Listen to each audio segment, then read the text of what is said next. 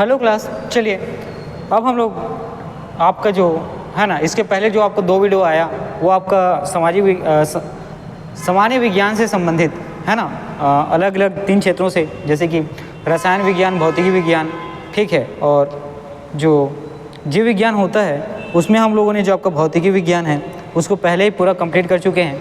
उसके बाद आप हमारे जो आपके क्लासेस चल रहे थे उसमें त्वरित रूप से आपको क्या देखने को मिला, हम लोग जैसे ही है ना भौतिकी का विषय आपका ख़त्म होता है हम लोग आए किसमें, तो रसायन विषय में। अब रसायन के बाद ठीक है ये दोनों चीज़ें अभी कंटिन्यू आगे चलेंगी, और इसी में अगला जो आपका आज नया चीज़ें जो चालू होंगी इसमें छत्तीसगढ़ के जो ठीक है आपका छत्तीसगढ़ विषय की जो जनजाति है उससे संबंधित जो महत्वपूर्ण प्रश्न है उसको हम लोग MCQ के फॉर्म में देखेंगे, ठीक है। तो छत्तीसगढ़ में आज का जो आपको टॉपिक है ये होगा छत्तीसगढ़ की जनजाति, ठीक है।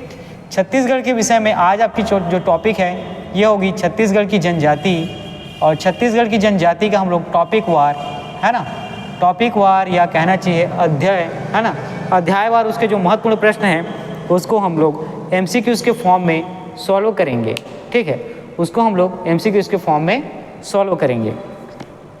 चलिए देखते हैं आपका जो पहला प्रश्न है, ठीक है। तो पहला प्रश्न आपसे जो पूछा गया है, ठीक है, तो जनजातियों का जो है ना, पहले सामान्य परिचय आप देखते हैं, ठीक। जनजातियों का यहाँ पे आपको सामान्य परिचय ठीक है देखते हैं। तो जनरली इनके सामान्य परिचय से संबंधित चीज़ों को आज के वीडियो में हम लोग पढ़ेंगे, है ना।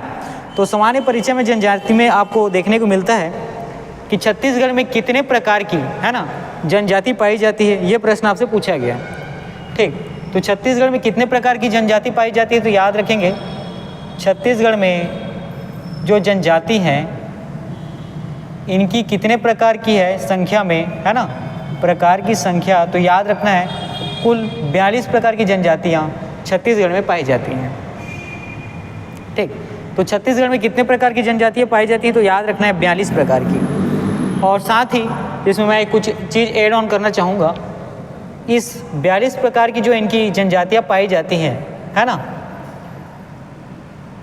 अब इनमें उप जनजातियों का भी समूह आपको देखने को मिलता है, ठीक है, किसका, तो उप समूहों का, ठीक। 42 प्रकार की इनकी तो जनजातियाँ हैं और इनमें भी आपको उप समूहों में विभाजन देखने को मिलता है।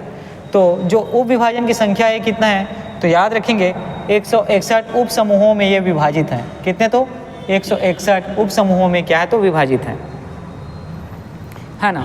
तो छत्तीसगढ़ की आप लोगों ने जो जनजाति है उसमें क्या देखा, तो 42 प्रकार की जनजातियाँ छत्तीसगढ़ में वर्तमान में मौजूद हैं, और ये भी उनके उप समूहों में विभाजित है, जिसमें कितना, तो 161 उप समूह विभाजित है, ठीक है। चलिए आपका अगला प्रश्न देखते हैं कि हमारे संविधान में दो जनजातियों से संबंधित जो प्रावधान है ये कौन से हैं, आपसे पूछा गया है, ठीक है। संविधान में जनजातियों से संबंधित ठीक प्रावधान के बारे में आपसे पूछा गया है। तो चलिए आपका ऑप्शन देखते हैं। तो यहाँ पर आपको ऑप्शन में अनुच्छेद 342 है ना, धारा 20 जो है सही हो जाएगा, ठीक। तो यहाँ पर याद रखना है अनुच्छेद 342, ठीक है, धारा 20 जो है ये आपका सही उत्तर होगा, ठीक है। चलिए आगे बढ़ते हैं और जो महत्वपूर्ण आगे प्रश्न है उसको देखते हैं, ठीक है। तो जनजातियों की भूमि है ना किसे कहा जाता है, ये प्रश्न आपसे पूछा गया है, ठीक। जनजातियों की भूमि, तो याद रखेंगे जनजातियों की भूमि के नाम से, ठीक है, जनजातियों की भूमि के नाम से बस्तर जो है जाना जाता है, ठीक है। जनजातियों की भूमि के नाम से कौन सा, तो याद रखेंगे बस्तर जो है जाना जाता है, ठीक है। चलिए अगला प्रश्न देखते हैं कि छत्तीसगढ़ में जो विशेष पिछड़ी जनजातियाँ हैं इनकी संख्या कितनी है, आपको बताना है, ठीक। छत्तीसगढ़ में जो विशेष पिछड़ी जनजातियाँ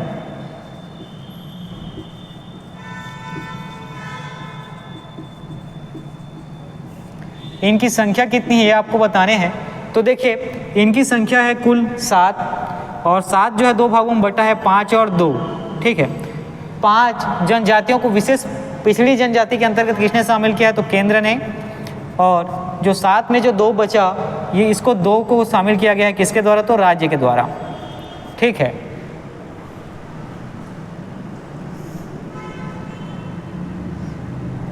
देखिएगा अगला प्रश्न है, सर्वाधिक पिछड़ी अनुसूचित जनजाति कौन सी होती है, आपको बताना है। ठीक है, सर्वाधिक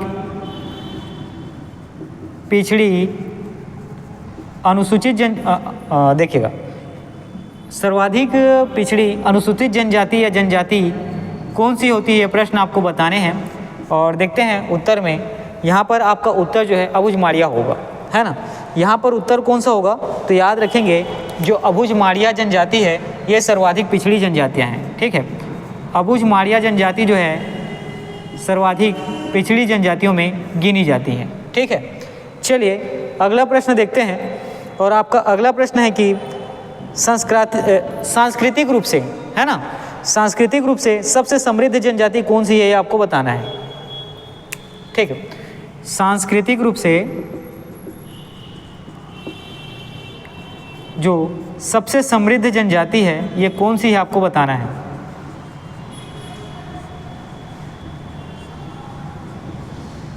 ठीक है, तो चलिए ऑप्शन की ओर देखते हैं। और यहाँ पर आपका जो उत्तर होगा ये हो जाएगा मुड़िया। ठीक है, तो यहाँ पर आपको उत्तर हो जाएगा, ये हो जाएगा मुड़िया। मुड़िया जनजाति जो है सांस्कृतिक रूप से सबसे संपन्न मानी जाती है। अगला देखिएगा, जो गोदना प्रिय जनजाति कौन सी है, आपसे प्रश्न पूछा गया है। ठीक है, गोदना प्रिय जनजाति कौन सी है, प्रश्न आपसे पूछा गया है। ठीक,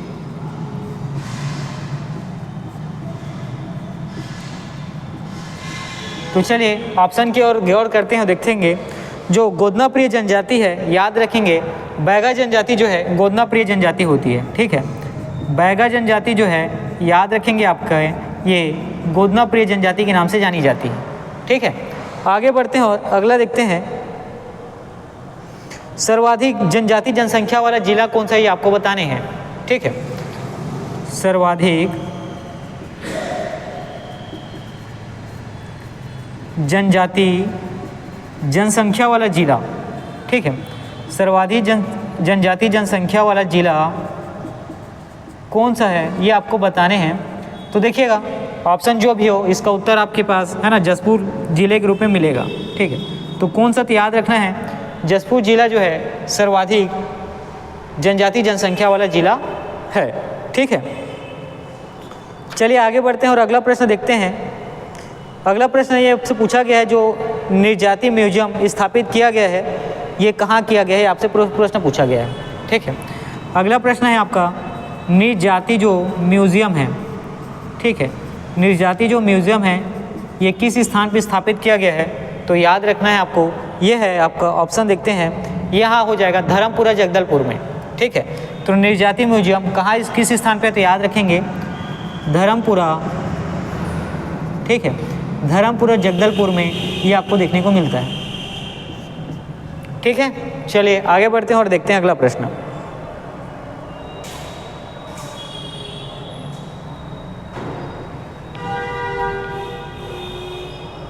ठीक है, तो जनजातियों का, है ना, जनगणना 2011 के अनुसार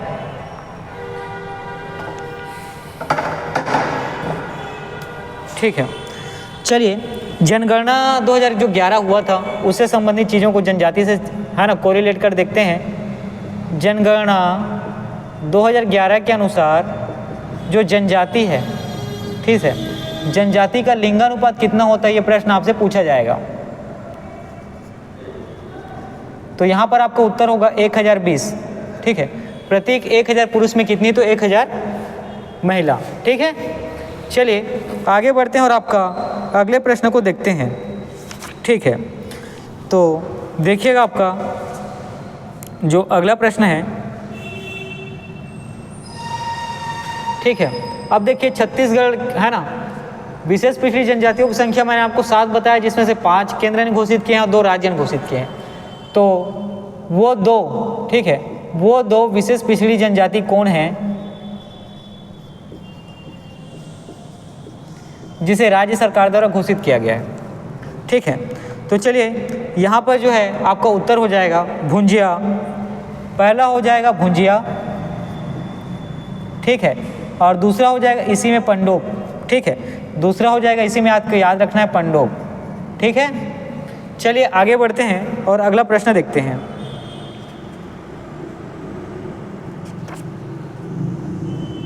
ठीक है, जो आपका सरगुजा या उत्तरी क्षेत्र विकास अधिकरण है, इसकी स्थापना कब हुई और मुख्यालय कहाँ है? ठीक है, सरगुजा, ठीक, सरगुजा या उत्तरी क्षेत्र विकास अधिकरण, ठीक है, सरगुजा या उत्तरी क्षेत्र विकास प्राधिकरण, इसकी स्थापना कब की गई, ये प्रश्न आपसे पूछा गया है। साथ ही इसका मुख्यालय कहाँ है, ये प्रश्न बताइए।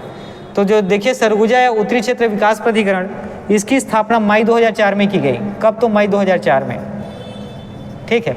कब की गई? तो याद रखना है मई 2004 में। और सरगुजा या उत्तरी क्षेत्र में इसका मुख्यालय कहाँ देखने को मिलेगा? तो इसी क्षेत्र के अंतर्गत आपको इसका मुख्यालय देखने को मिलता है। और ये कहाँ है? तो याद रखेंगे अंबिकापुर में, ठीक है। ये कहाँ है? तो याद रखेंगे अंबिकापुर में, ठीक है। चलिए आगे देखते हैं। आपका अगला प्रश्न देखिए, जो है कि बैगा विकास अभिकरण की स्थापना कब हुई और मुख्यालय कहाँ? ये प्रश्न आपसे पूछा गया है, ठीक है।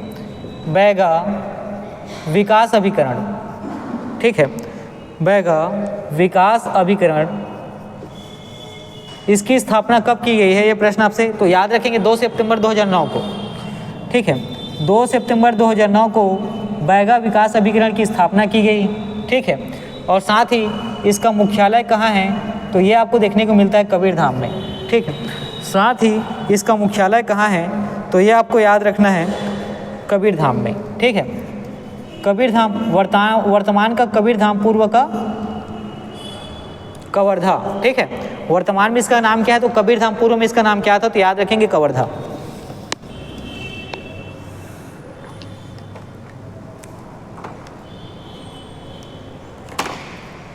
चलिए इसी में आगे बढ़ते हैं और आपके आने वाले जो महत्वपूर्ण प्रश्न हैं इसको देखते हैं।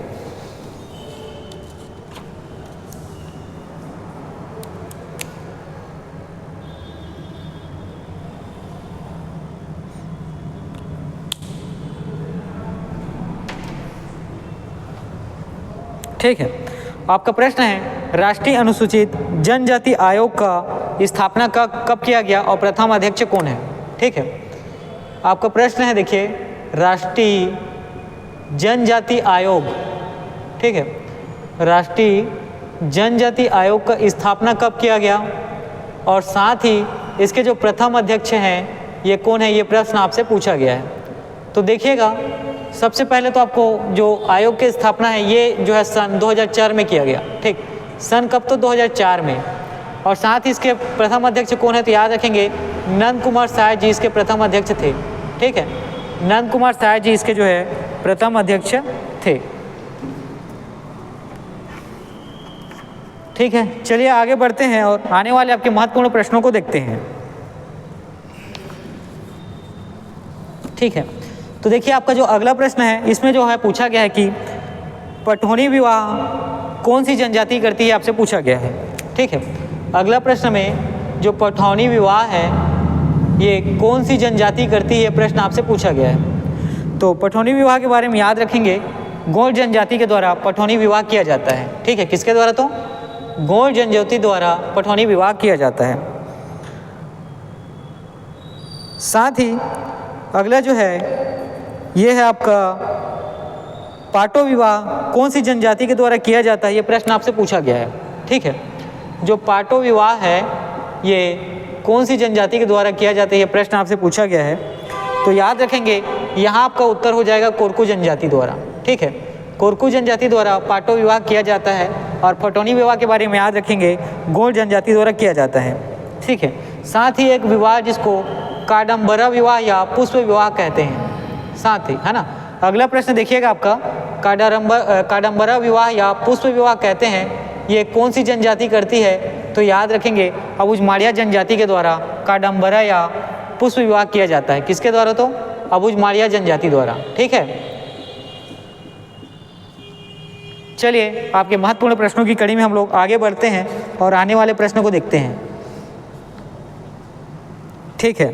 तो अगला जो प्रश्न है, जो छिंद्रस पेय पदार्थ है, कौन सी जनजाति जो है इसका, ठीक है, इस्तेमाल करती है।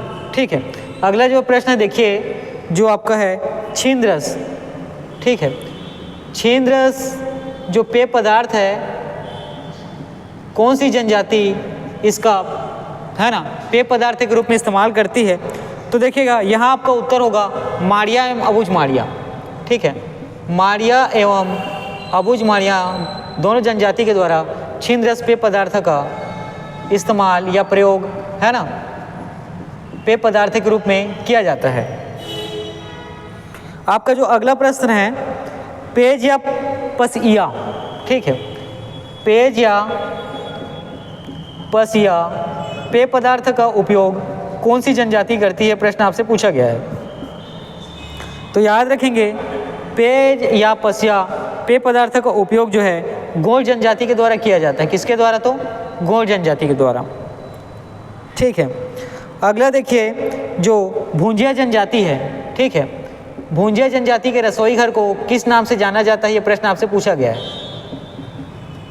ठीक, भूंजिया जनजाति का जो रसोई घर है, इसको किस नाम से जाना जाता है, ये प्रश्न आपसे पूछा गया है। तो याद रखेंगे लाल बंगला।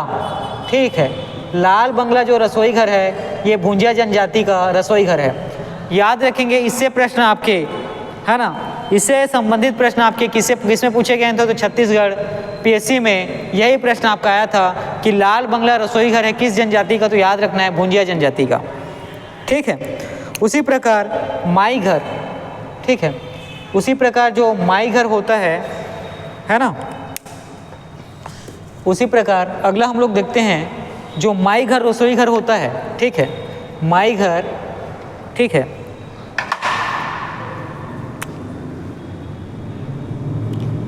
माई घर नाम से रसोई घर कौन सी जनजाति बनाती है। ठीक है, माई घर के नाम से रसोई घर कौन सी जनजाति द्वारा बनाया जाता है। तो याद रखेंगे, यहाँ जो है पारधी जनजाति का जो रसोई घर है ना, पारधी जनजाति का जो रसोई घर है उसको माई घर के नाम से जाना जाता है। ठीक है,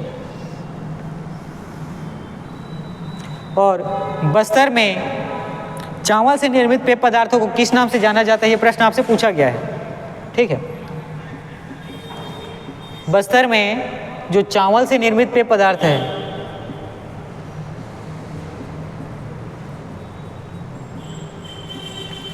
इसको क्या कहते हैं, ये प्रश्न आपसे पूछा गया है। तो याद रखेंगे, बस्तर में चावल से निर्मित जो पेय पदार्थ है, इसको लांदा कहा जाता है। क्या? तो लांदा। ठीक है, चलिए आगे बढ़ते हैं और आपका देखते हैं अगला प्रश्न। तो लुरकी, है ना, लुरकी जो है एक सजावट का, ठीक है, धातु है। लुरकी जो है सजावट का धातु है, और लुरकी को कहाँ पहना जाता है, प्रश्न आपसे पूछा गया है। ठीक, लुरकी को कहाँ पहना जाता है, तो याद रखेंगे कान में। ठीक है, लुरकी को कहाँ पहना जाता है, तो याद रखेंगे कान में। उसी प्रकार आपका जो धमेल है, ठीक है,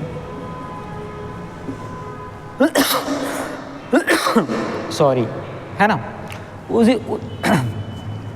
उसी प्रकार आपका जो धमेल आभूषण है, ठीक है, धमेल आभूषण को कहाँ पहना जाता है, तो याद रखेंगे गला में।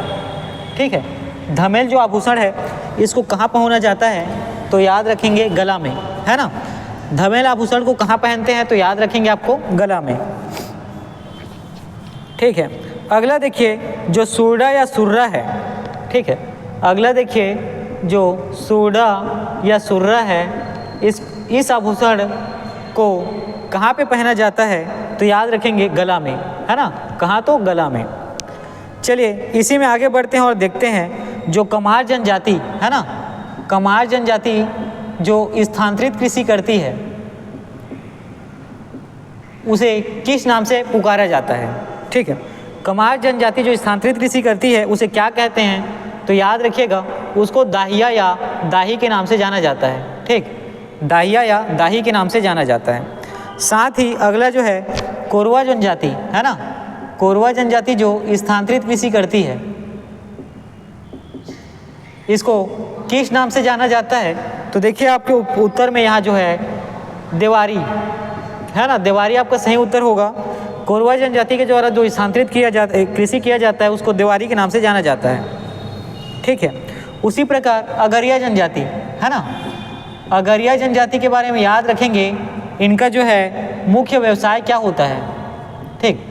अगरिया जनजाति का मुख्य व्यवसाय क्या होता है, ये प्रश्न आपसे पूछा जाएगा, तो आपका उत्तर देखिएगा क्या है। तो याद रखेंगे अगरिया जनजाति का मुख्य व्यवसाय जो है लौह शिल्प कला है ना, क्या है, तो लौह शिल्प कला, ठीक। चलिए आगे बढ़ते हैं और देखेंगे जो कोरकू जनजाति है ये मुख्य रूप से क्या काम करती है ना, इनका मुख्य व्यवसाय क्या है, आपको बताने हैं। कोरकू जनजाति का जो मुख्य व्यवसाय क्या है ये आपको बताने हैं। तो याद रखिएगा कोरकू जनजाति जो है भूमि को खोदने का कार्य करती है, ठीक। कोरकी जनजाति जो है भूमि को खोदने का कार्य करती है, ठीक। अगला जो है बांस के बर्तन बनाने का कार्य कौन सी जनजाति के द्वारा किया जाता है, प्रश्न आपसे पूछा गया है, ठीक है। बांस के बर्तन बनाने का कार्य कौन सी जनजाति करती है, प्रश्न आपसे पूछा गया है, ठीक है। तो याद रखेंगे बांस से बर्तन बनाने का काम जो है कंडरा जनजाति के द्वारा किया जाता है, किसके द्वारा, तो कंडरा जनजाति के द्वारा किया जाता है, ठीक है। चलिए आगे बढ़ते हैं और देखिएगा इतनी चीज़ें हुई हैं, ठीक है। तो इन सभी चीज़ों को, ये सारी क्या है, फैक्चुअल चीज़ें हैं, है ना। आने वाले पेपर में यहाँ से डायरेक्ट प्रश्न आपको देखने को मिलेंगे, ठीक है, जैसा मैंने बताया इसी फॉर्म में। अब दोनों चीज़ें क्या हुई हैं, हम लोग डिवाइड करके इतनी भी चीज़ों को पढ़ा है, तो इतनी चीज़ों को आप या तो स्क्रीनशॉट कर लेंगे या इन सब चीज़ों को आप लोग, है ना, नोट डाउन करेंगे, ठीक है। क्योंकि जितनी भी चीज़ें हैं सब महत्वपूर्ण हैं और मैं दोनों साइडों में से एक साइड को अब क्या करता हूँ, इरेज करता हूँ। इसके बाद जो आपके महत्वपूर्ण प्रश्न है, ठीक है, इरेज वाले साइड में मैं आप नोट डाउन करूँगा और उसी में हम लोग इसके जो क्वेश्चन है और क्वेश्चन के साथ जो प्रश्न के उत्तर को भी देखेंगे।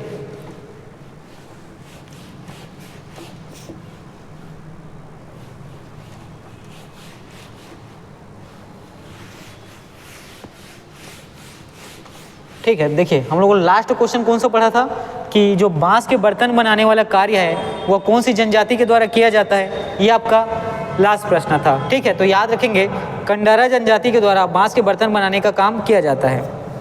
साथ ही अगला देखिए जो गाथा गायन या संगीत, ठीक है, जो गाथा गायन या संगीत घूम घूम कर कौन सी जनजातियों के द्वारा जीवन यापन करने के लिए, है ना, क्योंकि गाथा गायन और संगीत इसी माध्यम से क्या करते हैं, अपना जीवन यापन करते हैं। तो किस जनजाति के द्वारा गाथा गायन और संगीत किया जाता है, तो यहाँ पर आपका जो सही उत्तर होगा, ठीक है, उसके बारे में हम लोग देखते हैं। तो देखिए यहाँ पर आपका ऑप्शन ए है सांवरा, ठीक है। ऑप्शन बी देखने को मिलता है आपको पंडोप, ठीक है, और ऑप्शन सी आपको देखने को मिलता है प्रधान। तो याद रखेंगे ऑप्शन सी जो प्रधान है इसका सही उत्तर हो जाएगा, ठीक है। यहाँ पर आप लोगों ने क्या देखा कि जो गाथा गायन जिन करते हैं, है ना, संगीत करते हैं घूम घूम कर, और यही इनका क्या होता है, मुख्य व्यवसाय होता है। मतलब वो गाकर, है ना, संगीत गाकर क्या करते हैं, अपने जीवन यापन करते हैं, ठीक है। चलिए इसी में आगे बढ़ते हैं, देखेंगे जो अग्रह है कि काष्ठ शिल्प का कार्य, ठीक, काष्ठ शिल्प मतलब लकड़ी शिल्प, है ना, काष्ठ मतलब लकड़ी, काष्ठ शिल्प का जो मुख्य व्यवसाय है ये किस जनजाति का है, प्रश्न आपसे पूछा जाएगा, ठीक है। काष्ठ शिल्प से संबंधित जो जनजाति है कौन सा है, ये आपसे प्रश्न पूछा जाएगा। तो याद रखेंगे अबुझमाड़िया जनजाति का जो मुख्य व्यवसाय है वो काष्ठ शिल्प से संबंधित है, ठीक है। अबुझमाड़िया जो जनजाति है उनका जो मुख्य व्यवसाय है वो किससे संबंधित है, तो याद रखना है वो काष्ठ शिल्प से संबंधित है, ठीक है। चलिए आगे बढ़ते हैं और आपका अगला प्रश्न देखते हैं जो नवाखानी त्यौहार है ना, कौन सा, तो याद रखना है नवाखानी। नवाखानी त्यौहार जो है कौन कौन से जनजातियों के द्वारा मनाया जाता है, यह प्रश्न आपसे पूछा जाएगा, ठीक है। तो त्यौहार कौन सा है, तो याद रखेंगे नवाखानी, और कौन सी जनजाति ये त्यौहार मनाती है, तो याद रखेंगे भथरा और गोंड जनजाति के द्वारा, ठीक है। भथरा और गोंड जनजाति के द्वारा नवाखानी त्यौहार मनाया जाता है, ठीक है।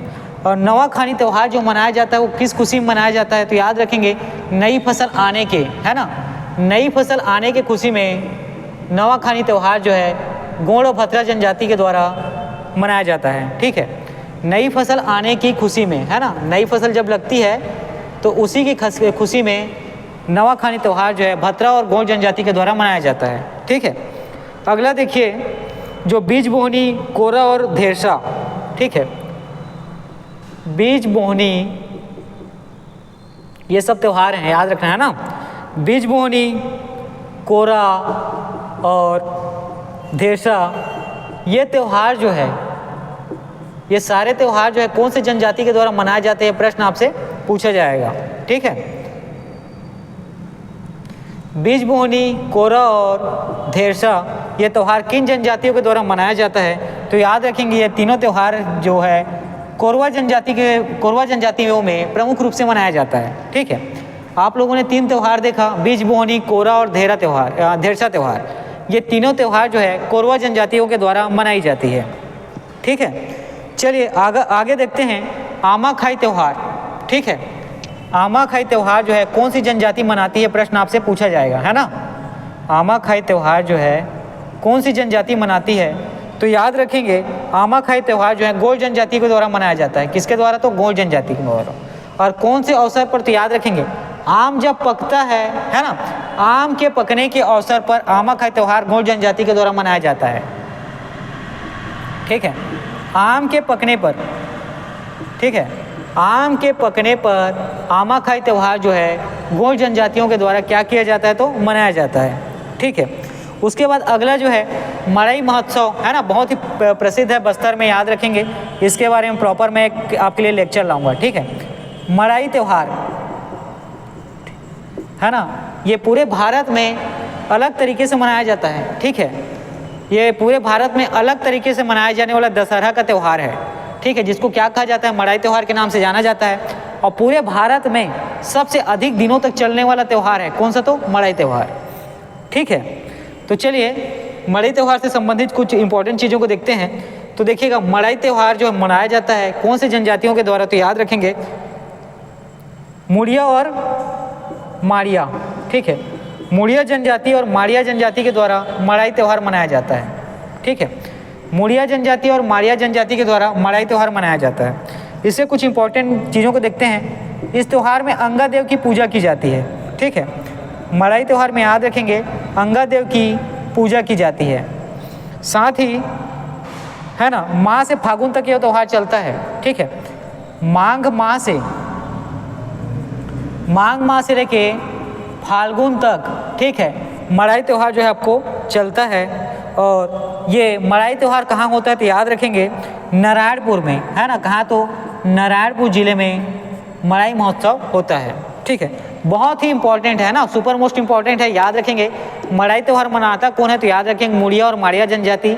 इस त्यौहार में अंगा देव की पूजा की जाती है। साथ ही यह त्यौहार जो है माघ माह से लेकर फागुन माह तक चलता है। और कहाँ पर होता है, तो याद रखेंगे नारायणपुर जिले में ये महोत्सव जो है, यह त्यौहार जो है मनाया जाता है। ठीक है, अगला जो है लक्ष्मी जागर। ठीक है, ये जो लक्ष्मी जागर त्यौहार है ये कौन सी जनजाति मनाती है, तो देखिएगा आपका जो उत्तर होगा भद्रा और हलबा। ठीक है, भद्रा और हलबा जनजाति के द्वारा लक्ष्मी जागर त्यौहार जो है मनाया जाता है।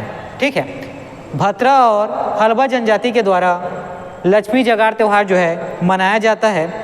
और साथ ही याद रखेंगे किस विशेष अवसर पर, तो तीज के अवसर पर, है ना, तीज का जो अवसर है, तीज त्यौहार के अवसर पर, है ना, लक्ष्मी जागर त्यौहार को मनाया जाता है। और लक्ष्मी जागर में जो प्रमुख वाद्य यंत्र, ठीक है, प्रमुख वाद्य यंत्र जिसका इस्तेमाल किया जाता है, याद रखेंगे धनकुल है। उसको किस नाम से जानते हैं, तो धनकुल के नाम से। ठीक है, तो लक्ष्मी जागर में, है ना, जो त्यौहार मनाया जाता है भद्रा और हलबा जनजाति के द्वारा मनाया जाता है, तीज त्यौहार के अवसर पर मनाया जाता है। वाद्य यंत्र में धनकुल वाद्य यंत्र का इसका क्या है, इस्तेमाल करते हैं। और याद रखेंगे बस्तर की एक क्या है, तो जो लक्ष्मी जागर है ये बस्तर की लोक गाथा है ना, बस्तर की लोक गाथा के रूप में क्या है, बहुत ही प्रसिद्ध है। ठीक है, इतनी चीज़ें हुई। चलिए हम लोग आगे बढ़ते हैं और आगे के जो महत्वपूर्ण प्रश्न है उसको देखते हैं। ठीक है, तो देखिए इतनी चीज़ें हुई। इसके बाद जो इसके राइट साइड में मैंने थोड़ी देर पहले जो आपको बताया था, इसको मैं इरेज करता हूँ। इसको आप लोग क्या करेंगे, स्क्रीनशॉट लेंगे या नोट डाउन कर लेंगे। ठीक है,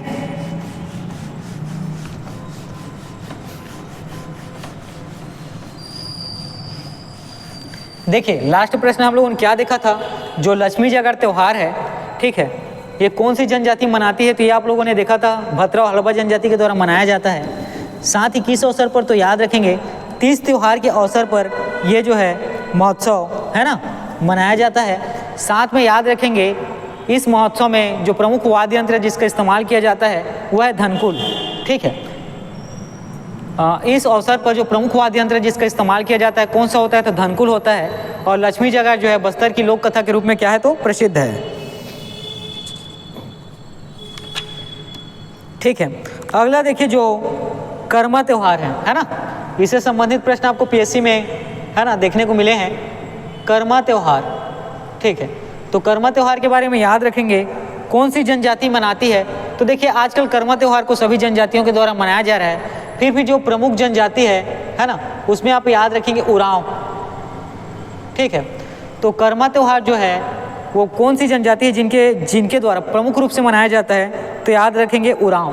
और साथ ही आजकल इसको बहुत सी जनजातियों के द्वारा मनाया गया है, जिसमें बैगा और गोंड ये जनजाति भी कर्मा त्यौहार को क्या करते हैं, मनाते हैं, ठीक है।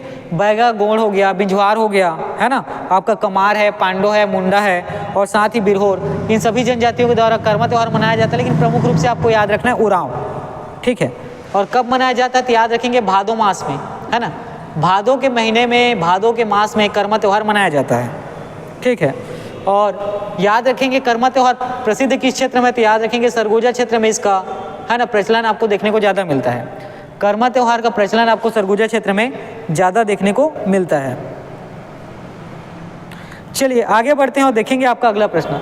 अगला प्रश्न में आमूस त्यौहार के बारे में प्रश्न आपसे पूछा गया है, ठीक है। किसके बारे में, तो आमूस त्यौहार के बारे में, ठीक है। तो आमूस त्यौहार जो है कौन सी जनजाति मनाती है, तो याद रखेंगे गोंड और भत्रा, ठीक है। आमूस त्यौहार जो है गोंड और भत्रा जनजाति के द्वारा मनाया जाता है। सबसे पहले तो दो चीज़ें ये याद रखनी है।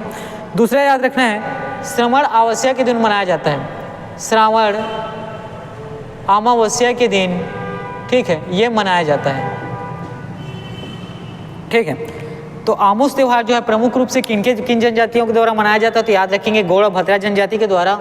और श्रावण अमावस्या को ये त्यौहार जो है मनाया जाता है, ठीक है। और अगला देखिए उरांव जो जनजाति होती है, ठीक, उरांव जनजाति के जो प्रमुख देवी देवता है उसके बारे में है ना देखते हैं। तो उरांव जनजाति के जो प्रमुख देवी देवता हैं, ठीक है, याद रखेंगे सरना देवी और धर्मेश, ठीक है। शर्मा देवी और धर्मेश उरांव जनजाति के जो प्रमुख देवी देवता हैं वो है ना। तो उरांव जनजाति किसका पूजा पाठ करते हैं, तो याद रखेंगे सरना देवी और धर्मेश का। उसी प्रकार अगला जो है दुल्हा देव और लिंगोपेन, ठीक है। दुल्हा देव और लिंगोपेन ये प्रमुख देवी देवता है किस जनजाति के, है ना, ये प्रश्न आपसे पूछा जाएगा। तो याद रखना है दुल्हा देव और लिंगोपेन जो है गोल जनजाति के प्रमुख देवी देवता है ना, किनके, तो गोल जनजाति के।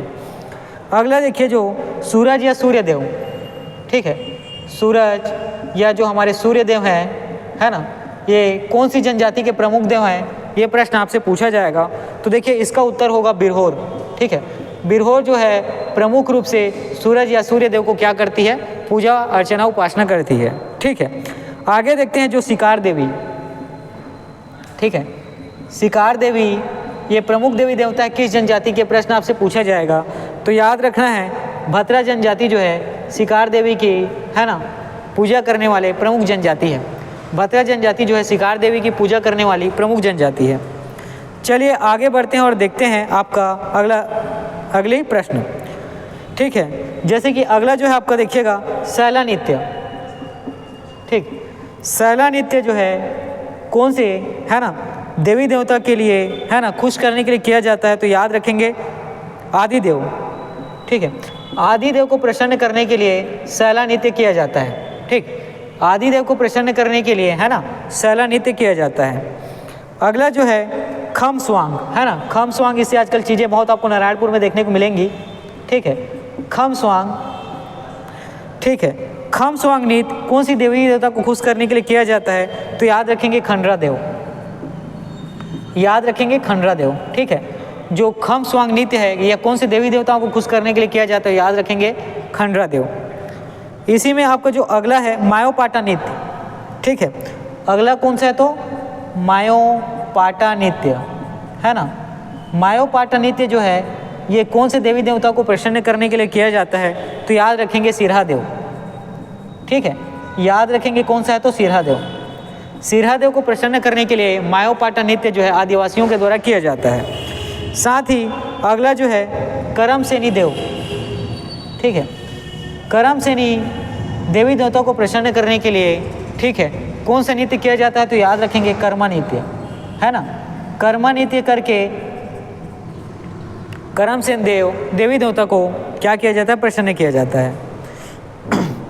चलिए ये चीज़ें हुई, इसी में मैं कुछ और चीज़ों को, है ना, जो महत्वपूर्ण चीज़ें हैं उसको मैं इसमें अब ऐड करना चाहूँगा। तो हमें पहले तो क्या करना पड़ेगा, जो मैंने नोट डाउन अभी किया है उसमें कुछ चीज़ों को पहले इरेज करते हैं, फिर देखते हैं, ठीक है। चलिए, है ना, इसको मैं इरेज कर देता हूँ, मिटा देता हूँ, इसको आप देख लेंगे स्क्रीनशॉट के माध्यम से या, है ना, नोट डाउन करके।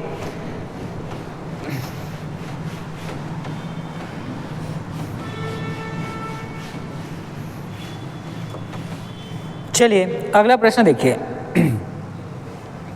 देखिए जो आपका अगला प्रश्न है ना, जैसे कि शीतला माता, शीतला माता जो है कौन से वृक्ष पर निवास करती है ये आपको बताने हैं, ठीक। शीतला माता जो है कौन से वृक्ष में निवास करती है ये आपको बताना है। तो याद रखेंगे महुआ, है ना, महुआ वृक्ष में शीतला माता निवास करती हैं, और साथ ही इसके तने वाले भाग में, है ना, कौन से भाग में? तो तना वाला भाग में।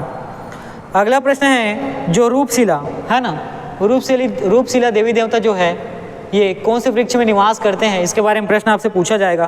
तो याद रखेंगे बांस में, है ना, बांस का जो तना हुआ भाग है ना, बांस का जो तना वाला भाग है वहाँ रूपशिला जो देवी देवता है वो निवास करती हैं। अगला जो है वो है हिंगलाजिन, ठीक है, हिंगलाजिन जो देवी देवता है ये कौन से वृक्ष में निवास करते हैं? तो याद रखिएगा हिंगलाजिन भी बांस, है ना, बांस का जो तना वाला भाग है यहाँ हिंगलाजिन देवी देवता क्या करते हैं? निवास करते हैं। अगला देखिएगा जो ठाकुर देव है ना, जो ठाकुर देव है ये कहाँ निवास करते हैं? तो याद रखिएगा ठाकुर देव जो है पीपल वृक्ष में निवास करते हैं, है ना। ठाकुर देव कहाँ निवास करते हैं? तो याद रखना है आपको पीपल वृक्ष में। अगला देखिएगा कि बस्तर के राजदेव के नाम से जाना जाता है ना, बस्तर के राजदेव के नाम से कौन जाना जाता है? ये प्रश्न आपसे पूछा जाएगा। तो याद रखेंगे पाटदेव, ठीक है, बस्तर के राजदेव के नाम से कौन जाना जाता है? तो याद रखेंगे पाटदेव, ठीक है। साथ ही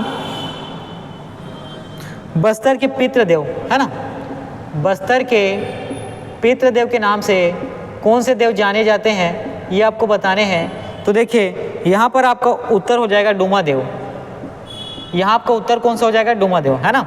तो बस्तर के पितृदेव के नाम से कौन से जाने जाते हैं? तो याद रखेंगे उत्तर हो जाएगा आपका डूमा देव। चलिए आगे बढ़ते हैं और आपका प्रश्न देखते हैं। जो घोटुल पाटा लोकगीत है ये कौन सी जनजाति करती है? ये प्रश्न आपसे पूछा गया है, ठीक है। जो घोटुल पाटा है ना, याद रखेंगे क्या है? लोक नृत्य है। घोटुल पाटा लोकगीत है, ठीक है। क्या है? तो लोकगीत है। और ये कौन सी जनजाति करती है? तो याद रखेंगे मुड़िया जनजाति के द्वारा घोटुल पाटा लोकगीत किया जाता है, ठीक है। क्योंकि अभी चीज़ें हम लोक नृत्य में पढ़ रहे थे, तुरंत हम लोग शिफ्ट कहाँ हो गए? लोकगीत में, इसीलिए, ठीक है, वो थोड़ा कंफ्यूजन हो जा रहा है। तो आप याद रखेंगे घोटुल पाटा जो लोकगीत है ये मुड़िया जनजाति के द्वारा किया जाता है, ठीक है। और जगार के अवसर पर, अगला प्रश्न देखिएगा, जगार के अवसर पर कौन सा लोकगीत किया जाता है? प्रश्न आपसे पूछा जाएगा, ठीक। जगार के अवसर पर कौन से लोकगीत किया जाता है? तो याद रखेंगे धनकुल जगार, ठीक है। कौन सा? तो धनकुल जगार। चलिए आगे बढ़ते हैं और आपका अगला प्रश्न देखते हैं। जो रिलो या रैला गीत, ठीक है, रिलो या रैला गीत है ना, ये कौन सी जनजाति करती है? ठीक है, रिलो या रैला गीत है ना, ये कौन सी जनजाति करती है? तो देखिएगा यहाँ पर आपका उत्तर हो जाएगा मुड़िया और माड़िया, ठीक है। मुड़िया व माड़िया जनजाति के द्वारा रिलो या रैला गीत, ठीक है, किया जाता है। आगे है आपका छेड़ता गीत किस अवसर पर किया जाता है? प्रश्न आपसे पूछा गया है, ठीक है। छेड़ता गीत किस अवसर पर इस गीत का गायन किया जाता है? तो याद रखेंगे नई फसल आने पर, है ना, नई फसल आने पर छेड़ता गीत का गायन किया जाता है। ठीक है, नई फसल आने पर छेड़ता गीत का गायन किया जाता है। ठीक, अगला देखिएगा जो तारा गीत है ये कब किया जाता है? ठीक है, तारा गीत कब किया जाता है ये प्रश्न आपसे पूछा गया है ना। तो याद रखेंगे नई फसल आने पर, नई फसल आने पर तारा गीत किया जाता है ना। साथ ही इसके बारे में एक चीज़ याद रखना है, तारा गीत जो है केवल 9 युक्तियों के द्वारा किया जाता है। ठीक है, तारा गीत केवल 9 युक्तियों के द्वारा, है ना, किया जाता है। इसी में आपका जो अगला प्रश्न है ये है लिंगोपाटा गीत। ठीक है, अगला प्रश्न देखिएगा, ये है लिंगोपाटा गीत। और लिंगोपाटा गीत कौन सी जनजाति करती है ना, ये प्रश्न आपसे पूछा जाएगा। तो आपको याद रखना है प्रधान जनजाति के द्वारा। ठीक है, प्रधान जनजाति के द्वारा लिंगोपाटा गीत का गायन किया जाता है। देखिए अभी की छत्तीसगढ़ की जो जनजाति में सामान्य परिचय में हम लोगों ने देखा, ठीक है, ये सारे अति महत्वपूर्ण प्रश्न हैं। इनको आप क्या करेंगे, बार बार, है ना, वीडियो को रिपीट कर देखें, या वीडियो को एक बार रिपीट करने के बाद जितनी भी चीज़ें हैं उसको अपना विस्तृत, मैंने यहाँ पे क्या उन सब चीज़ों को शॉर्ट फॉर्म में, है ना, फैक्चुअल चीज़ों को लिखा हुआ है, बहुत सारी चीज़ों को छोड़ते हुए। जो चीज़ें मैंने छोड़ी है वो कोरिलेट करने के लिए ज़रूरी है। ठीक है, वो परीक्षा के दृष्टि से उतना महत्वपूर्ण नहीं है। तो जितनी भी चीज़ें हैं, जितनी चीज़ें मैंने हम लोग आज छत्तीसगढ़ के सामान्य जनजाति के परिचय में पढ़ा, इतनी चीज़ों को आप अच्छे से पढ़ेंगे और बार बार पढ़ेंगे। ठीक है, चलिए ठीक है, आज का क्लास मैं यहीं तक रखता हूँ, है ना। इसके बाद अगली क्लासेस जो है आपको थोड़ी देर में, है ना, फिर लिया जाएगा। चलिए।